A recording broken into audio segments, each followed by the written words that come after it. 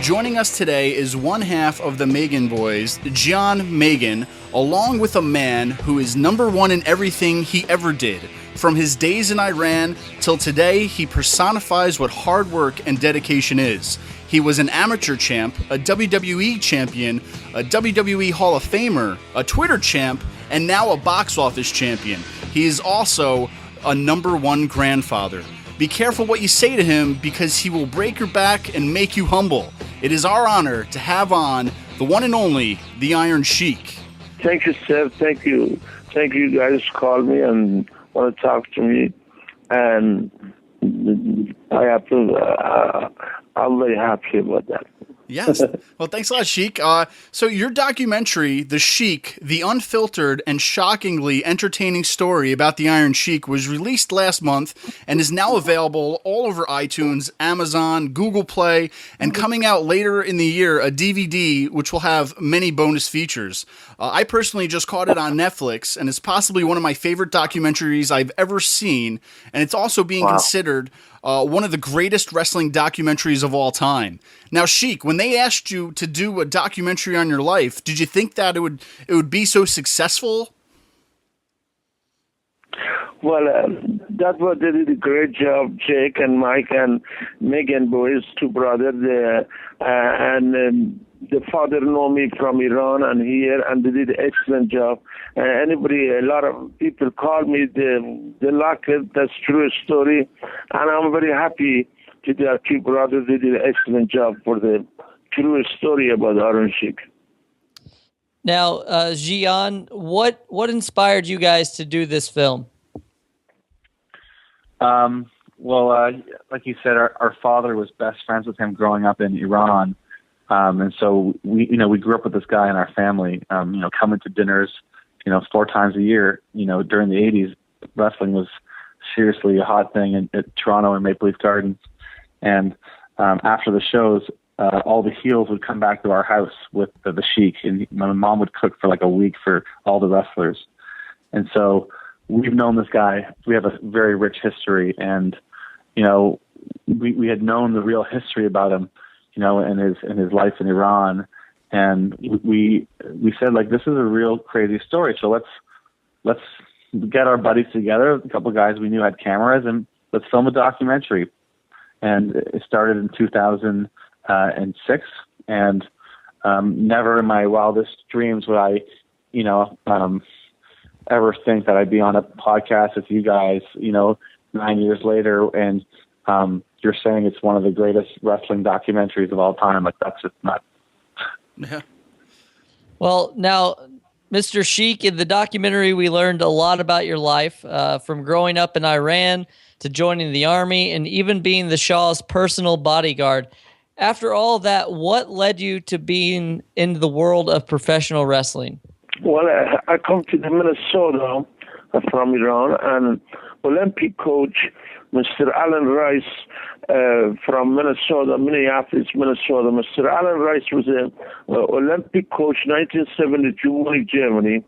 And anytime before that, from 1969 to 70, 71, I went to the Munich Olympic with Mr. Alan Rice, come back, and then I told Mr. Alan Rice, I'm interested to, after 3 times I come All-American champion, I said, I wish someday you take me to the Mr. Ghania office to introduce to me, and I want to be a professional wrestler. So I told pro in the Minnesota 1974, Greg Ghania and Ric Flair, Campetera, myself, and Jim Brunzeller. We started in Minnesota because I was already had a name 3 times All-American champion, and then I just want to come pro to make a better living.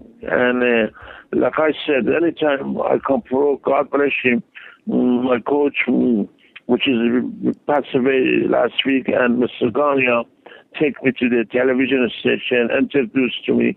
So, and then I said, after many years wrestling in Iran and America, now I want to be professional. That's why I started in Minnesota.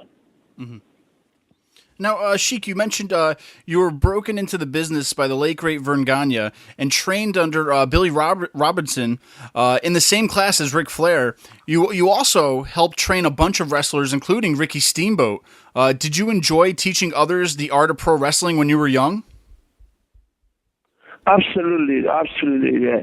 Because I grew up with the toughest sport in the AAU Olympic, Greco-Roman and freestyle wrestling. And wrestling in Iran is a national sport. And Mr. Gagne had a camp, and then Ricky Steamboat, Box Rumhoff, and Jen Nelson, some other lot of wrestlers, and they come over. I trained them, and myself, I was assistant coach for Mr. Iron Rice. So wrestling, I grew up with wrestling all my life. So that's true story. And my head coach was Mr. Gagne and Billy Robinson, and we all had a camp over there in Minneapolis, Minnesota. Okay. Now, Jian, did you guys have any challenges with finding people to be involved with this project? Maybe, there's a lot of great legends in there. Was it pretty easy to get people to talk about the Sheik, or was it kind of difficult for you guys to find people? There were definitely some people who, just due to their schedules and, whatever other restrictions in life that maybe couldn't do it, and it's gone too bad.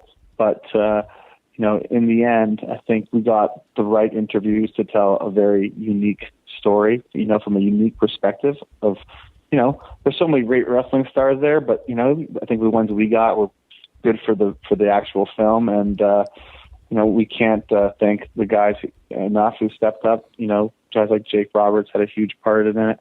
And obviously, Jim Ross, who's been so instrumental in, putting us over and in giving us credibility like no other. He just, he's the voice of wrestling. And so he jumped on it. He was instantly said yes. And then obviously the biggest one that we got that completely blew us away was obviously having The Rock in the film. Absolutely. Now, how did you guys get The Rock? So we thought, the only one guy that could literally, take this movie from being like, a good movie to like something extra special. We said like it's The Rock, and so I asked Sheik. I said, Sheik, like, what's your relationship with The Rock? I just never really asked him, and and he said that, his wife used to babysit The Rock when Rocky Johnson and Sheik were on the road in the 70s and 80s. And we had no idea that there was that relationship. And so we had gotten the contact of The Rock's manager, Brad Slater. We asked, for an interview. The guy said, hang on a second, let me ask Rock. Calls back like the same day, says, you know what, Rock will do anything for Sheik. He loves the man. Can you guys be in Florida in the next 3 days? And we were like, yeah. So we packed our bags. We get to the studio to do our interview with The Rock. There was like a whole pile of media waiting for him. And we were up, and Rock comes in the room, and we were told we only had 5 minutes with The Rock. And that's what we were told. So we packed in as many questions as we could, and we get there, and Rock was so generous, and he basically said, I know they told you 5 minutes, but I'll do whatever you need for Sheiky Baby.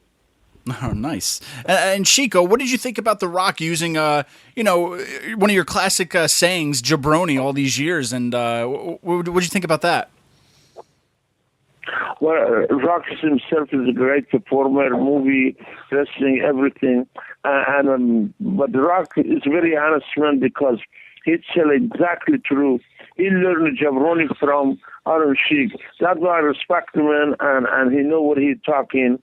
But Rock himself is great, and I want to tell him thank you. He did an interview for me and about my documentary. Him and his mother, father, good people.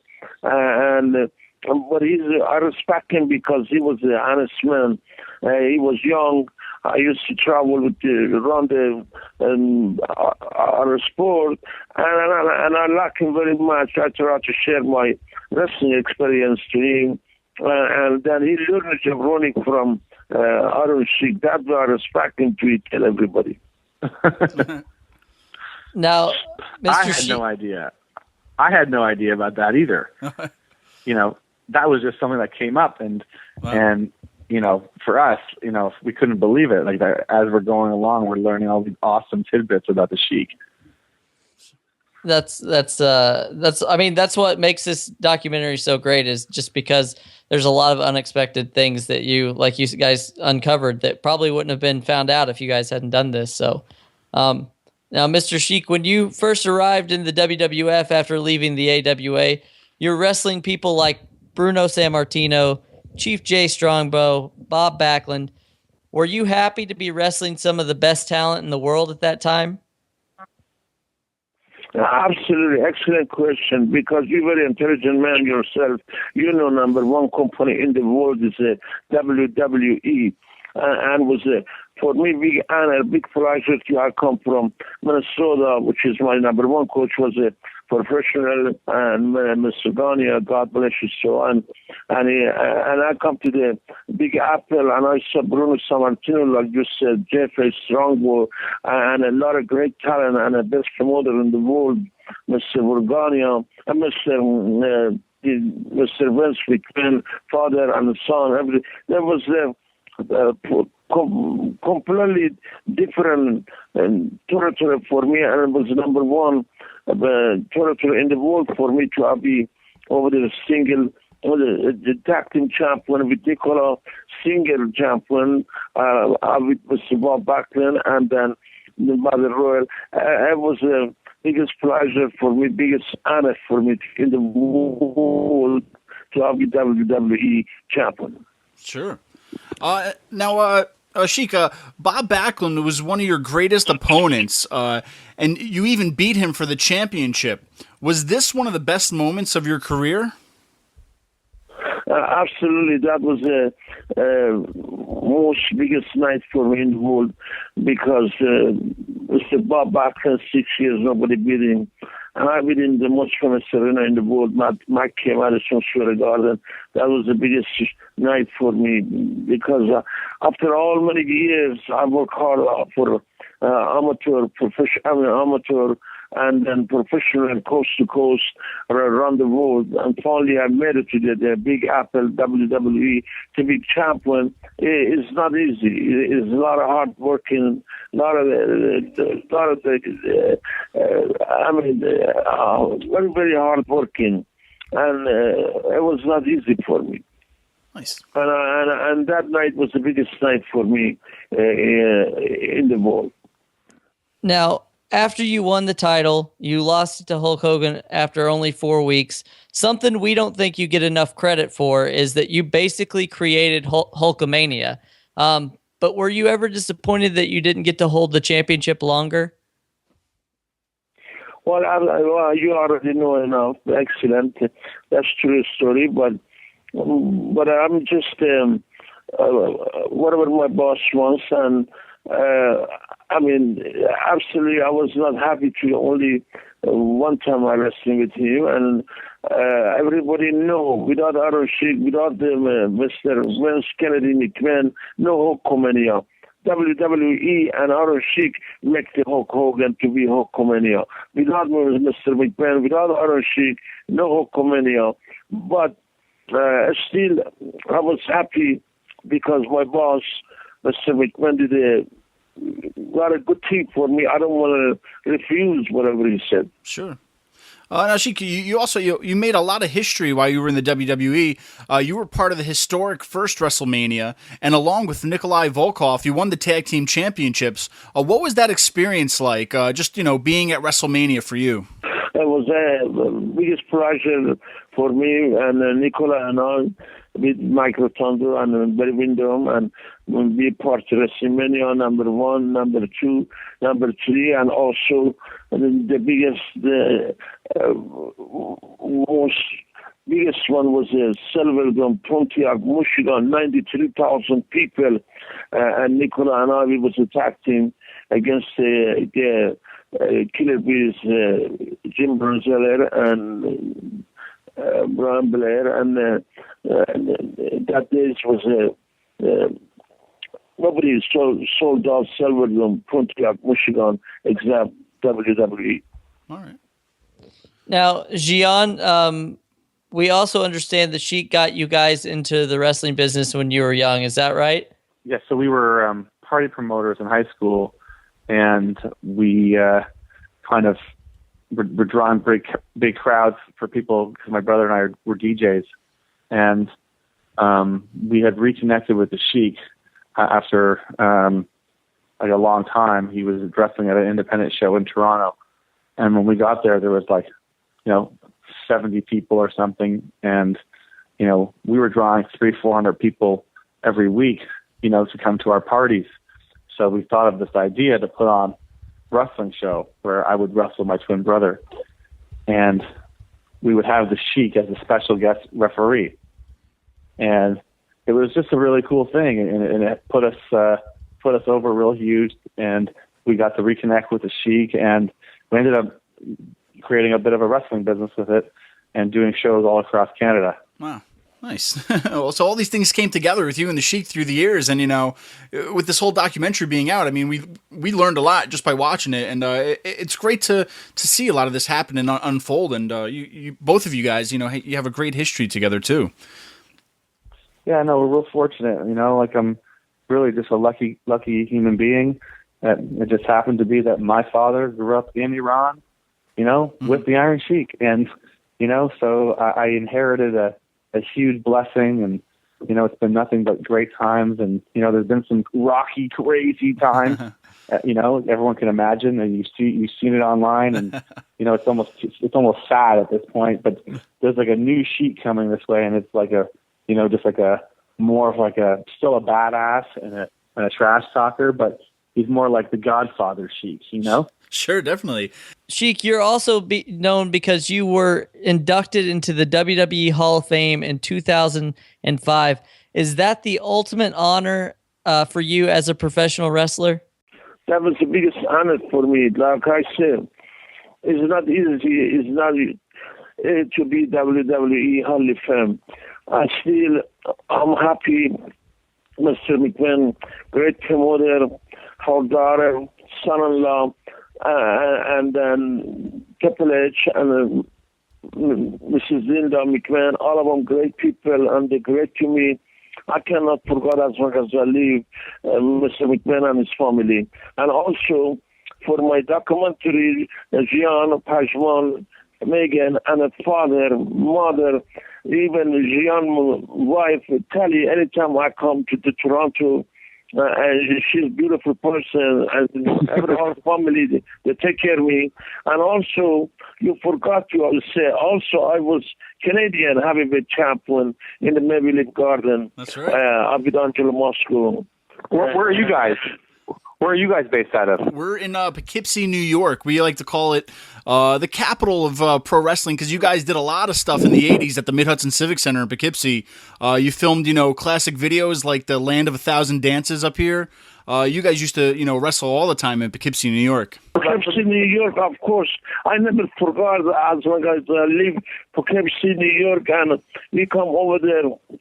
Make our television tape. Yeah. TV tape, Poughkeepsie, New York. Yes, sir. And then next day we go Albany, Poughkeepsie, and another one after Poughkeepsie was Albany and maybe Glens Falls, New York. Yeah. All over New York. You've had a resurgence on social media by the Magen brothers, from YouTube to your Twitter account, your roasts. How does it feel to be back on top where you belong?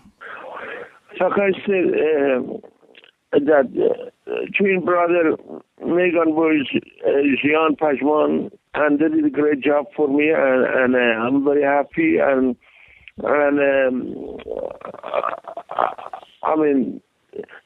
I don't know how much I have to tell him I appreciate it. Thanks for what you did for me, and God bless you. But Sheik, you know what he's asking? He wants to know.